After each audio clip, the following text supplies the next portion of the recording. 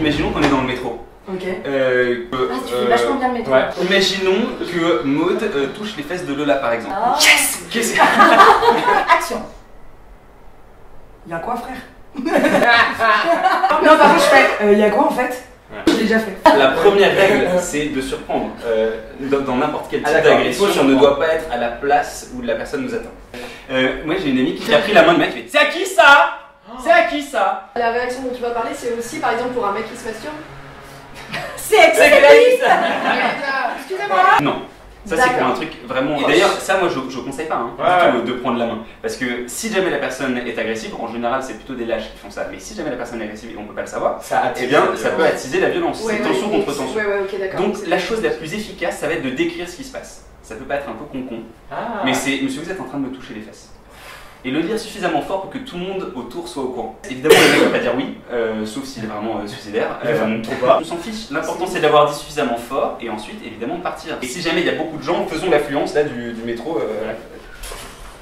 Madame, vous êtes en train de me toucher les fesses, s'il vous plaît, est-ce que vous pouvez me laisser passer parce que je me sens pas vraiment confortable là. Voilà, merci, excusez-moi. Attends, moi je peux le faire. Vous décrivez la scène, vous êtes en train de me toucher. Et après, le but ça va être de montrer une ou deux paumes. Le fait de dire non ou stop comme ça sans gestuelle, c'est beaucoup moins fort que juste de montrer une paume.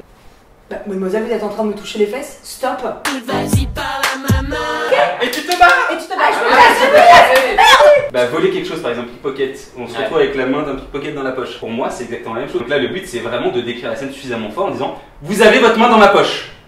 Vous êtes en train de me piquer mon portefeuille. Et là, suffisamment fort, en général, il se casse. Si jamais il y a une personne qui se fait agresser et que vous êtes témoin de ça, qu'est-ce que vous faites? Je baisse les yeux. Bah non, on appelle la police! On appelle la police. Si jamais c'est dangereux, on appelle tout de suite la police. Tiens, ouais, on demande de l'aide aux gens autour. Bon, on n'est pas très fort en France pour aider les autres en général. Les gens ne bougent pas dans le métro. Vous pouvez tout à fait dire: suivez-moi s'il vous plaît. Là, il y a quelqu'un qui est en danger. Vous n'avez rien à faire, juste mettez-vous derrière moi. Et vous essayez de regrouper 2-3 personnes et en fait, le fait d'arriver sur. Voilà, tu fais un coup.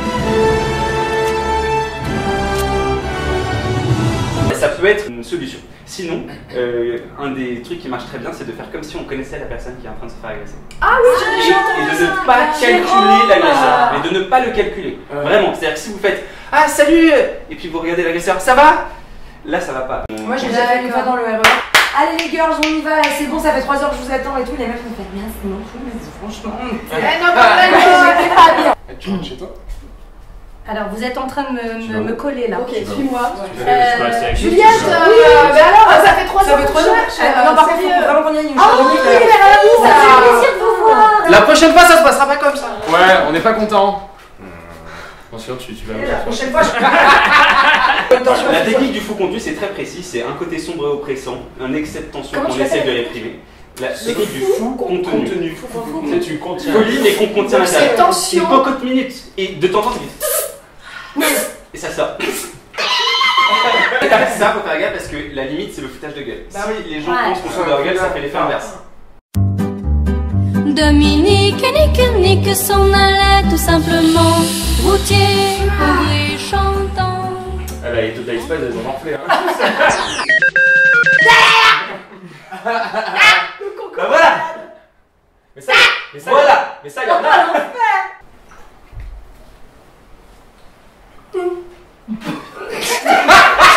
Viole-moi, s'il te plaît. Cette séquence. Vas-y, file-moi ton portable.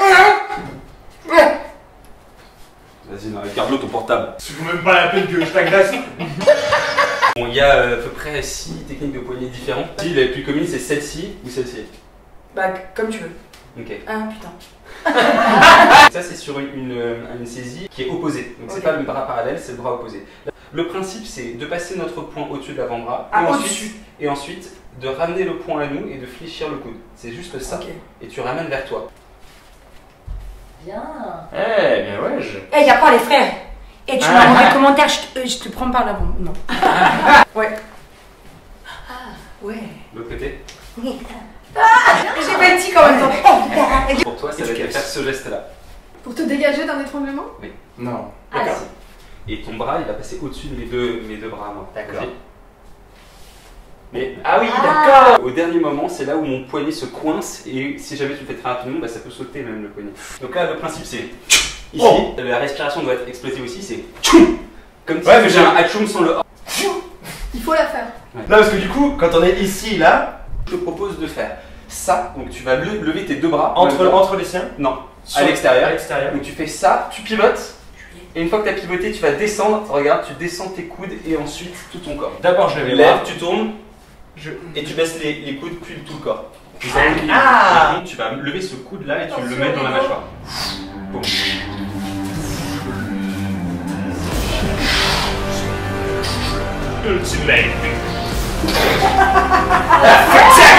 Un coup qu'il faut vraiment connaître, c'est la baffe à l'oreille.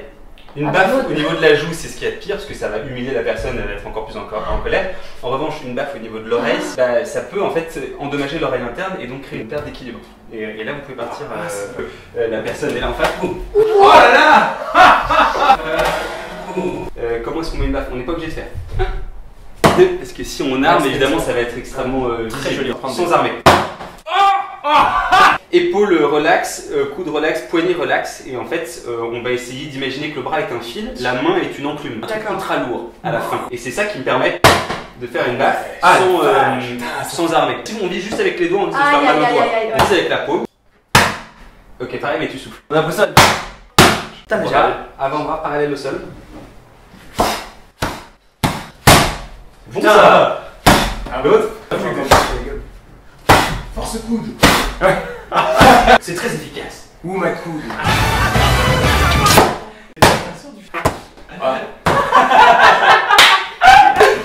Tu mets pas ça au montage. En plus, ça permet de les soulever. Ici, le principe c'est je sors de l'axe du canon, parce que ça c'est le plus dangereux évidemment. Donc c'est ça qui doit partir en premier. Si je commence à bouger mes jambes, ça peut être un signe. Et ensuite, je vais avec cette main là essayer de dévier le canon. Ok. Et je range mon autre bras. Ici, je monte le bras parce que si jamais je rentre pas le bras et qu'il tire, ben là je m'en fous. Et ça c'est et une fois que je suis comme ça, je viens tout en faisant attention à l'axe du canon, frapper en contre. Et là je suis tout à fait désarmé. Après, il y a des trucs comme ça, il y a des trucs. Oh, c'est une sale journée. Fais-le au ralenti parce que c'est le seul moyen pour le corps, voilà, de. Ah, tu saisis. Voilà. Oups. C'était pas dans mon plan. Là, le but. À chaque fois, c'est Donc, j'arme pas, hein. Je viens avec le geste le plus court possible et je frappe avec la main ouverte. Donc, c'est vraiment une baffe, mais au niveau du dos de sa main. Et j'essaye d'enlever le coup de toto de l'axe, ce qui va me permettre d'envoyer un petit coup de pied au parti. Ça nécessite de l'entraînement, hein. On fait pas ça face à un couteau, pour moi c'est la plus dangereuse de coups. Un truc en fond vert et après la Ça sert à rien, ce cours n'a servi à rien. Merci coach.